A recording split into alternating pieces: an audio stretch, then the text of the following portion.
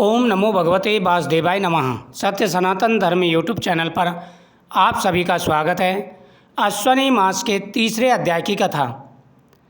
प्राचीन काल में एक नगर था जहाँ एक गरीब ब्राह्मण रहता था। वह अपने परिवार सहित निवास करता था। वह प्रतिदिन भगवान विष्णु और माता दुर्गा की आराधना करता, शुद्ध जीवन व्यतीत करता। ब्राह्मण की पत्नी भी अत्यंत सती साधी और धार्मिक कार्यों में तत्पर थी। एक दिन ब्राह्मण ने पत्नी से कहा, अश्विनी मास बड़ा ही पवित्र होता है। इस मास में नवरात्रि का व्रत, उपवास, विष्णु पूजन और पितृ तर्पण का विशेष महत्व कहा गया है। यदि हम पूरे श्रद्धा से इसका पालन करें तो पाप नष्ट होकर पुण्य की प्राप्ति होती है।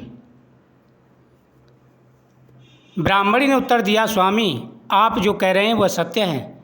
मैंने भी सुना है कि अश्विनी मास में व्रत पूजन करने से न केवल इस जन्म में सुख समृद्धि मिलती है बल्कि पितरों की आत्मा भी तृप्त होती है। ब्राह्मण ने अपनी पत्नी से कहा कि हे प्रिय, देखो यह महीना बहुत ही पवित्र महीना है। इस महीने में की गई पूजा का बड़ा महत्व है।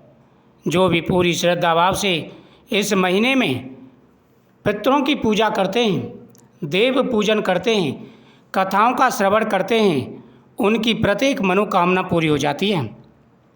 जीवन में आ रहे सारे कष्ट और परेशानियां दूर हो जाते हैं। हमें पूरी श्रद्धा भाव से इस महीने में पितरों का पूजन करना चाहिए, देव पूजन करना चाहिए। ब्राह्मण की पत्नी ने कहा, हाँ स्वामी, मैंने भी सुना है यह महीना बहुत ही पवित्र महीना है। इस महीने में की गई पूजा पाठ का फल अनंत गुना प्राप्त होता है। सारी व्याधाएं, सारी परेशानियां तथा सारे कष्ट दूर हो जाते हैं। ब्राह्मणी ने भी अपने पति की हाँ में हाँ की, तो कहा कि हम दोनों मिलकर के इस महीने में पितरों की पूजा तथा देव पूजन करेंगे। स्वामी, आप जो कह रहे हैं वह सत्य है।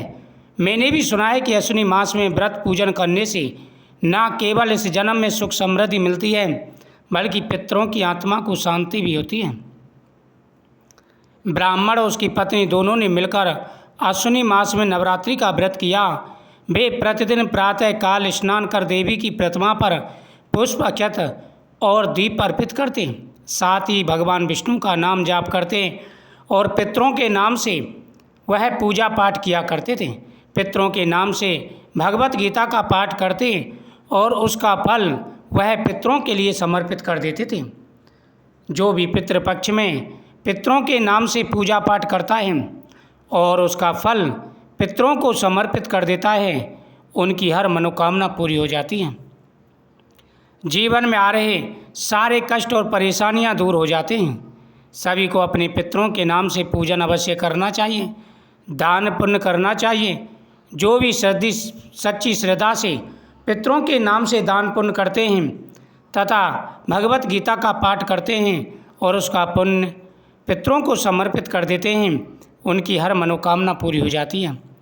जीवन में आ रहे सारे कष्ट और परेशानियां दूर हो जाते हैं।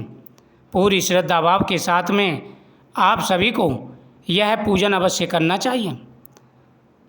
नवरात्रि के 9 दिन पूरे होने पर उन्होंने कन्या पूजन कर भोजन कराया और पितरों के लिए तर्पण भी किया।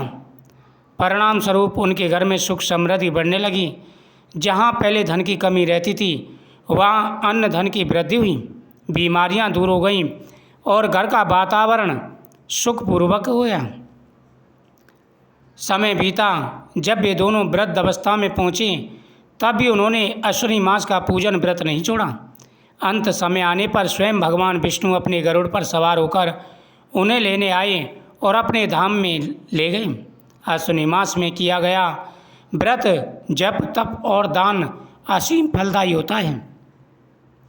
इस मास में विशेषकर नवरात्रि, पितृपक्ष और एकादशी का पालन करने से पाप नष्ट होते हैं, मोक्ष की प्राप्ति होती है।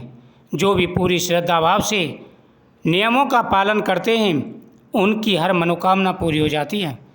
धन बढ़ता है, सुख और समृद्धि बढ़ती है। जीवन में आ रहे सारे कष्ट और परेशानियां दूर हो जाते हैं। ओम नमो भगवते वासुदेवाय नमः। मंत्रों का जाप करते हुए प्रतिदिन भगवान की पूजा करें, मंत्रों का जाप करें और साथ ही अपने सामर्थ्य के अनुसार दान पुण्य करें तो मनुष्य की हर इच्छा पूरी हो जाती हैं, हर प्रकार के उनके मनोरथ पूरे हो जाते हैं। क्योंकि जीवन में हर प्रकार का सुख तभी प्राप्त होता है जब पितरों की कृपा प्राप्त हो।